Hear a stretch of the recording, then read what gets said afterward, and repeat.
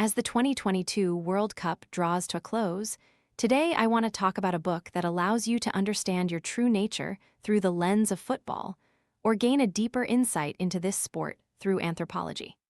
It's the incredibly fascinating book titled The Soccer Tribe by Desmond Morris. Why am I talking about this book? Because in recent days, while watching the World Cup, a question kept popping into my mind. Why football? It's strange, I'm not a die-hard football fan, yet every time I watch, I feel incredibly drawn in and excited. Even my sister, who knows absolutely nothing about the players, would get wildly enthusiastic when our family gathered in front of the TV. And as you know, every 4 years, the World Cup ignites a fiery passion across the globe. Countless people cheer wildly, get caught up in the excitement, and even cry over it. Whether you understand football or are passionate about it or not, you, like me, might be curious and wonder, why does football drive people to such a frenzy? Why has football become the #1 sport for all humanity and not any other sport? Why do so many people who never play football and don't regularly watch it still love to tune in? Well, The Soccer Tribe, by the renowned British anthropologist Desmond Morris, will answer all these questions for us. Most importantly, the author reveals that football is not just a game, but an honest explanation of human nature itself. Whether out of curiosity or simply wanting new knowledge from an anthropological or sociological perspective to understand this sport, or even to delve into human nature through football, you absolutely must read this book. Let's explore this book together. It will unveil the most primal connection between football and humanity. First, let me introduce the incredibly talented author of this book. He has a unique background, which is why I decided to read it. Desmond Morris is a person with a particularly intriguing identity. He is a zoologist, a human ethologist, and a renowned scientist famous for his trilogy of masterpieces, including The Naked Ape. The Naked Ape might have been a new name for humanity, and through it, we understand the relationship between humans and animals. In another capacity, he was also the director of Oxford United Football Club for 7 years. He enjoys studying the relationship between humans and animals, but also has a great passion for studying football. Morris used all his knowledge of zoology, anthropology, and sociology, and at the same time, he visited stadiums and studied various matches to understand why football could become such a popular and widely recognized sport worldwide. To understand human nature through football, we must truly start from the origin of sports itself. Initially, in primitive society, we humans had to run long distances daily. But this running wasn't for exercise, it was for survival. Indeed, humanity lived through its first historical period, the hunter-gatherer era. It lasted for about 200,000 years and is still the longest historical period to date. However, with the advent of agricultural civilization, humans realized that constantly running to hunt was exhausting. It was far easier to capture and domesticate animals, raising them to be eaten when needed. Gradually, these animals became docile, and humans no longer needed to hunt. The hunter-gatherers of that time began to settle down. But you must understand that a settled life could not fully adapt to the deeply ingrained hunting gene within us. Humans still needed the exhilaration that came from hunting. So, when hunting was no longer necessary for food, but humans still wanted to release energy, hunting then became a pastime for humanity. And soon after, the era of blood sports was born. After the agricultural revolution, cities and towns began to emerge.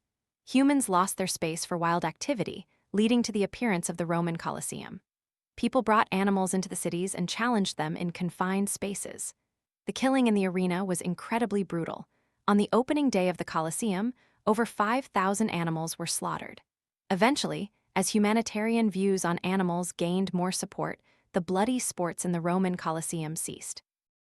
So, what sport replaced them to unleash our primal hunting nature?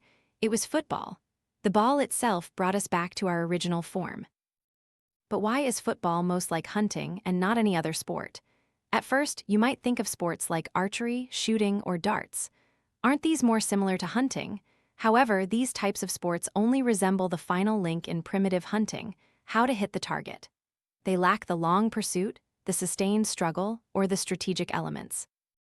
What about tennis, table tennis, or badminton? These sports require strategy and involve prolonged struggle, but they only fit the middle stage of hunting, having a strategy and engaging in combat. However, they lack the team spirit, because in the past, people usually hunted in groups, never alone. Or consider swimming, car racing, or running. These involve pursuit, but also lack team spirit. What about baseball? Baseball has teams, pursuit, and strategy, but the problem with this sport is that there are often long periods where people aren't moving, remaining static for quite a while. It cannot truly ignite the primal hunt within people. In other words, it cannot keep people passionately engaged for an extended period. Then there's a sport closely related to football, ice hockey. This sport has all the characteristics of a hunt: teams, strategy, continuous movement. However, this sport requires equipment and movement on ice skates. Therefore, this style of play isn't truly similar to the act of hunting. At this point, many of you might guess, what about basketball? A sport that requires teamwork, pursuit, strategy, is never static, and actions are very similar to a hunter always aiming for the ball. But unfortunately, basketball also cannot fully unleash the power within our primitive selves. You might find it strange. Aren't those powerful slam dunks and throws incredibly impactful? Why aren't they enough? We need to understand that the explosive power of the upper body will never equal the power of the lower body. Therefore, all these sports cannot perfectly simulate humans in primitive society. Only football, with a group of people collectively strategizing, pursuing, patiently dribbling with various techniques and tricks, and finally, powerful shots to release energy. This is the sport closest to the hunting state of primitive society. This also explains our wonder. Why, among so many sports in the world, only football captivates humanity the most?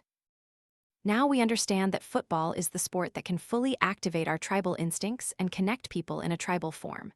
In other words, football symbolizes the modern tribe.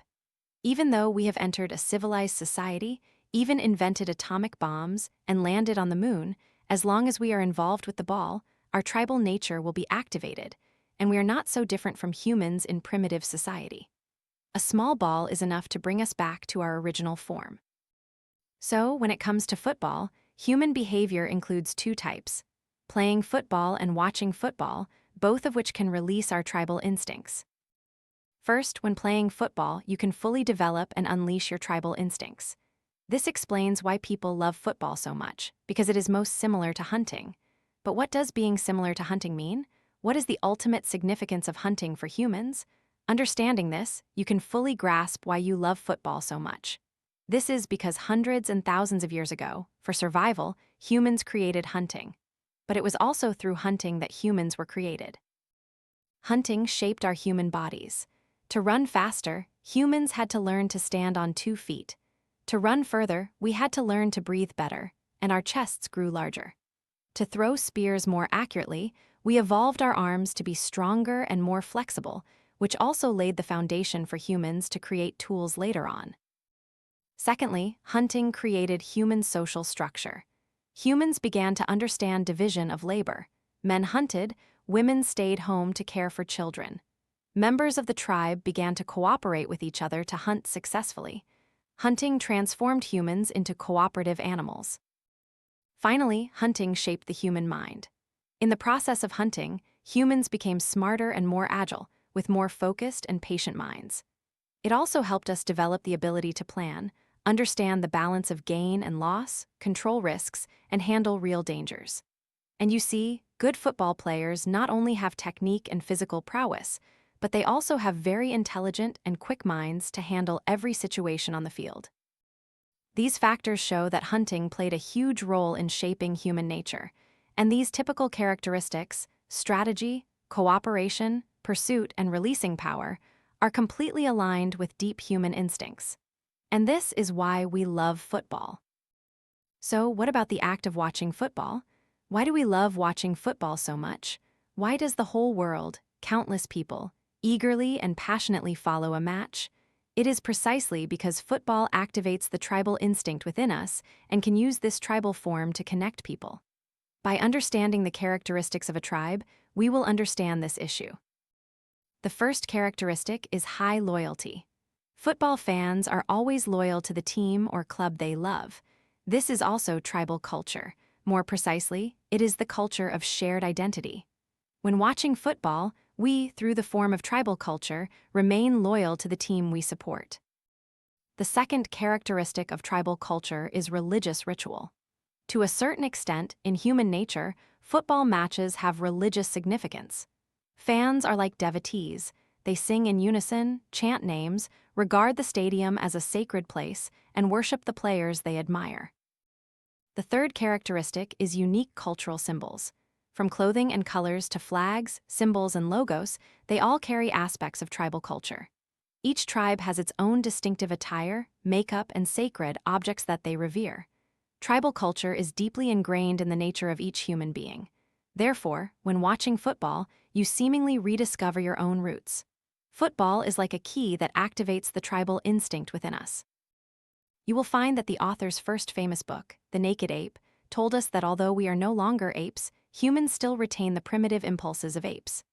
We are dubbed the naked apes, who have lost their outer fur, and now, the soccer tribe asterisk shows us that humans are merely hunters living in tribes, loving to run on the field or sit in the stands cheering. From a biological standpoint, we are not much different from primitive humans. This perspective from the author not only helps you understand more about football, but also about current business phenomena. For example, you see how strategic team-based games are built upon embracing our tribal instincts, or how social media platforms recommend content to us. The more you like to watch something, the more that platform will recommend it to you. It's packaged like a tribe with a shared interest. Looking more broadly, any popular product or activity is, to varying degrees, due to our embracing it with our tribal capabilities. Thus, thanks to football, we realize how deeply tribal nature is ingrained within us. Thanks to football, a nation's economy can also receive positive influences. Of course, every culture has two sides. Here, we will not discuss the negative consequences of human nature, such as greed, selfishness, and competitiveness, which lead to football-related illicit activities like gambling or bribery. Instead, we are only talking about how football has shaped us as humans. If you have ever watched the documentary The Homeless World Cup Asterisk, you will better understand the impact of football on people. Do you know how many homeless people there are in the world? There are still about 1 billion people without homes, wandering the streets. There are people who have committed crimes or used drugs, but a non-profit organization sought out these individuals. If they knew how to play football, they would be taken to South Africa to participate in a tournament. What truly impressed me was how some of these boys, who had previously lived rough on the streets with unruly personalities, always looking for ways to protect themselves, transformed through learning to play football. They became cooperative and knew how to cheer for their teammates. When playing football, these homeless individuals found their self-worth through each competition. They would say, "I can represent my country," and at this moment, their pride began to swell. You know, when a person's self-esteem returns, they find meaning and value in their own life. Therefore, if we make good use of football, a great human invention, a sport that truly embodies the primal nature of humanity, we can create more positive things for the community, and humanity's football will continue to flourish brilliantly. I hope that, after listening to these insights about this book, everyone will have a completely different feeling when watching a football match, a beautiful feeling brought about by knowledge. We have come to understand our true nature and why we love to play and watch football so much. I hope that this book has added new knowledge and perspectives to your treasury of information.